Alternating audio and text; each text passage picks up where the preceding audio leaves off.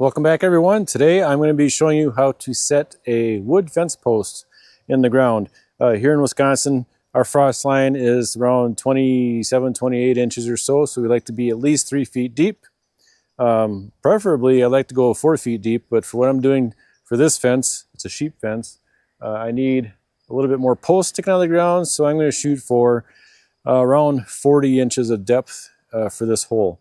I used to do it the old-fashioned way. Start with a shovel and finish it off with this post hole digger. And I'll finish off this hole with this, but I'm letting this do all the work now because I'm just getting too old for all this because I've got too many post holes to dig. I probably have, I think, 18 to do. And if you've ever done this before, it's a workout. Especially where I'm at is primarily clay and it's not easy to dig at all. So what I did was I set myself up. This is actually the second post in the corner brace unit. And I'll have another video coming up showing you how to put the H-brace in for a fence. And that should be a pretty good one too to see because it's a newer technique. But I pulled a string from that post, top of the hill, down to this one. Got it in a straight line. I marked my spot where I want to drill my hole. I have it 8 feet from this corner post because that's how far I want it spaced for the corner brace. And when I dig this down in the hole, I might hit a rock. I'm gonna hit a rock. That's pretty much what we have around here. If I get really lucky, I might hit a little bit of sand, but it's most likely clay and rock. This thing's gonna jump around a little bit. I'm probably gonna shear a shear pin. That happens, but I'd rather do that than go back to the old fashioned. So let's get this tractor lined up and start digging.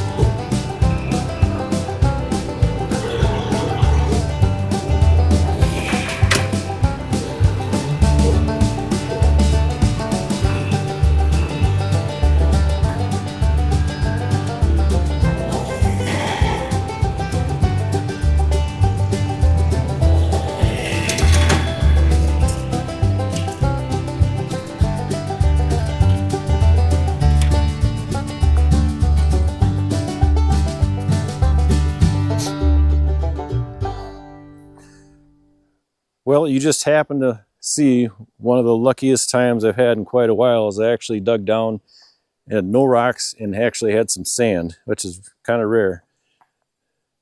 Has a little bit of an angle, which it's hard to tell when you're standing up in a tractor when you're drilling down, but we're gonna make this work. I'm gonna set the post in there and get this thing lined up with the other ones and show you how I backfill it. Well, actually, first let me get some of that loose stuff out of there.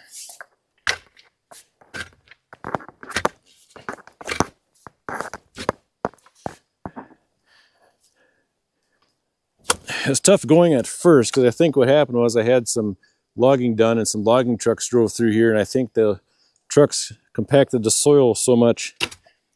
It was tough digging there at first, but once I got past that first foot or so, it went a lot better. Now, if I normally had to do this entirely by hand, this takes me at least 1 hour just to dig the hole. And I'm all worn out when it's all done. This makes it much easier.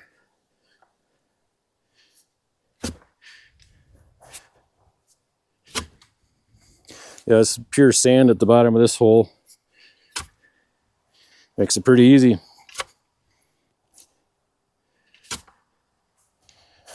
Okay, and I gotta measure and see where I'm at.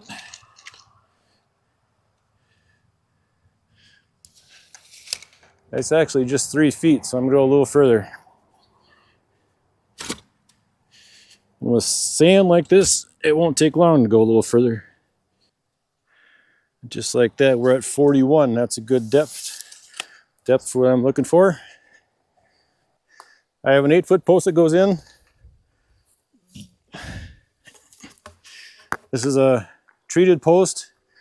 Any post you put in the ground like this should be treated so it doesn't rot. This is actually a used post, but these treated posts last for a really, really long time. So it's in good shape. I don't mind reusing it again. This thing will be standing here longer than I'll be standing.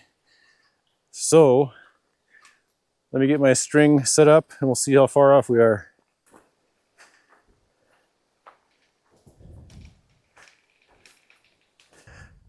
So a little OCD with this goes a long ways, because it's one thing to have a little OCD, but it's actually important for the longevity of your fence to make sure your post is plumb.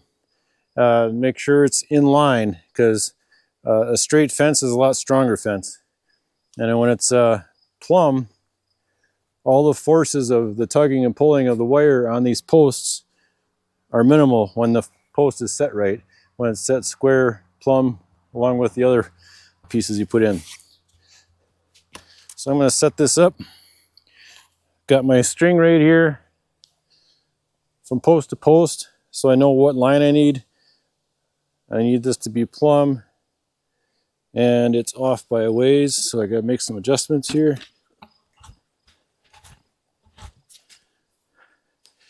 Move it a little bit.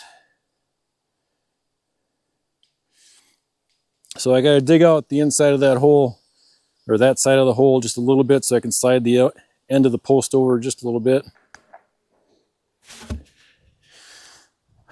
Try this again.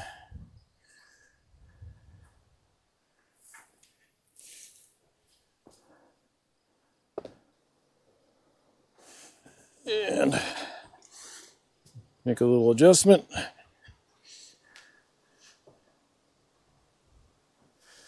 It's good that way. This way. So that's perfectly plumb right there. So now it's time to backfill.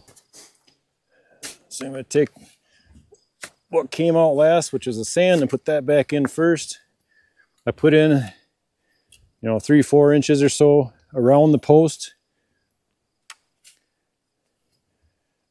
And then I got my shovel, I just flip it over, got the back side of my shovel, the handle, and I'll just tamp it down really good around the post. Tamp that dirt, sand, whatever down, pack it in tight. That's what gives your post strength when it's in the ground. I'm gonna check it again against my string. That looks good. And your post is still going to move during this process, so you still got to keep checking it for being plumb.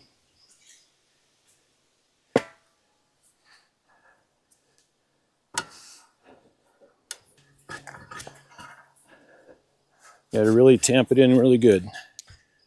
Get that compacted in there.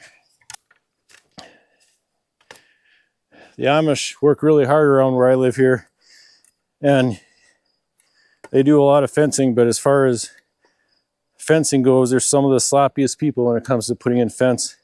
And it shows. If you live near Amish, just drive around the countryside, look at their fences sometimes. The wires are sagging, the posts are tipping. It's all because they're just in a hurry, didn't take the time, or they're too cheap to get the right materials. So then they have to go and fix their fence all the time. Their cows get out all the time. The horses get out all the time. You gotta take your time and do it right. So I'm gonna make my next video on finishing up this H-brace. It's a new technique. You can see it on YouTube in a lot of places, but I put my own little twist to it to make it just a touch better, I think. There, we're to the point now I can just step on it and still compressing in there real nice. So even after you tamp this down, after it rains a few times, the dirt's still going to settle some. So you like to pile it up, if there's any extra, pile it up a little bit higher than it originally was, because most likely it'll settle down and end up being pretty flush with the rest of the ground. So that's it. See how I hilled it up just a little bit. If you're really super aggressive and you're tamping, it'll probably be a little flush to the ground when you're done. You might even have to go find a little extra dirt to fill in. But it's in line. I've got my end post here. I got the post I just put in, and it's lined up perfectly with the post up on top of the hill there, and that's what I want. All right. So there's a number of different ways to set posts in the ground. But if you're in an area that freezes, make sure it's down below the frost line, or when the frost comes in, it freezes, it's going to lift your post out of the ground. That's kind of an important thing. So you don't want to have to redo all this over something silly. And then, like I said, come back for the next video. I'm going to show you when I put the support brace, cross brace, H brace in here with a diagonal support wire. And it's a pretty good system. And I'll show you how that's done. So thanks for watching.